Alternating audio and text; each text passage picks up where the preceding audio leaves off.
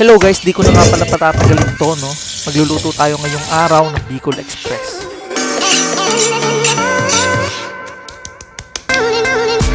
Yan, matapos nating hugasan, hiwa-hiwain lang natin into bite size, tapos hugasan na natin. Set aside. Yellow onion ang gamit natin dyan guys, no? Tapos hiwa-hiwain lang natin kapag ganyan.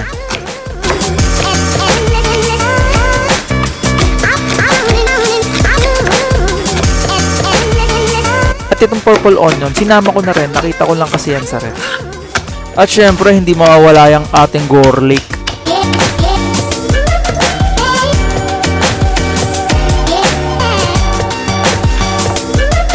At pagkatapos noon guys, no, pipinuhin natin yung garlic na yan.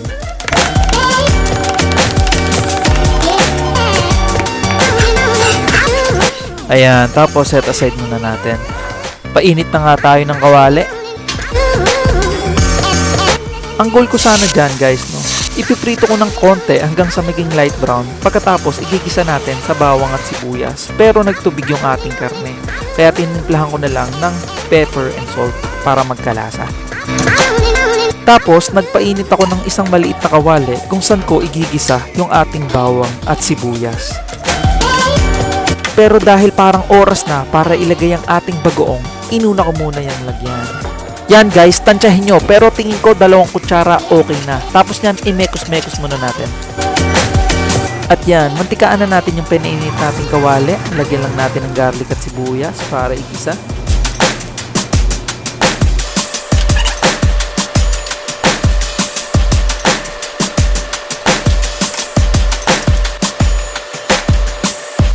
At yan, tingin ko okay na, kaya ilalagay ko na yan sa ating karne. Kalahating baso ng mainit na tubig at pinuno ko lang yan ng coconut milk, tapos takpan na natin. Yan guys, nandito na nga pala tayo sa process ng pagpapalambot ng karne. Kaya habang nagpapalambot tayo, liligpitin muna natin yung mga pinagamitan natin syempre, para malinis.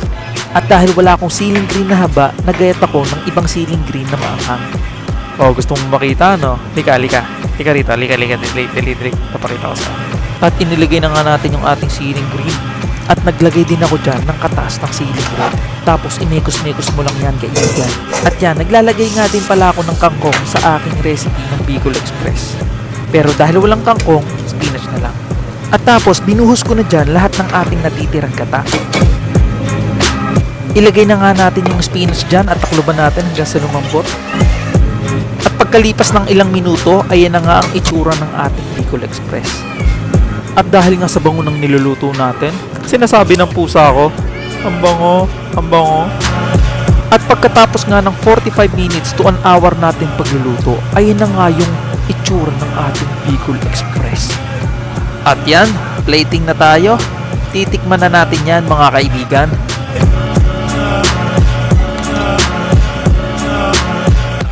So yun na nga po, no? Titikman na natin.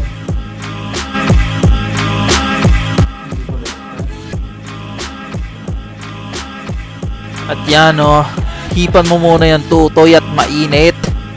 Yan, titikman. Ne pare, ang sarap. Sobrang lambot. At ang lambot pa nga daw, ika nga. Ayos, panalo.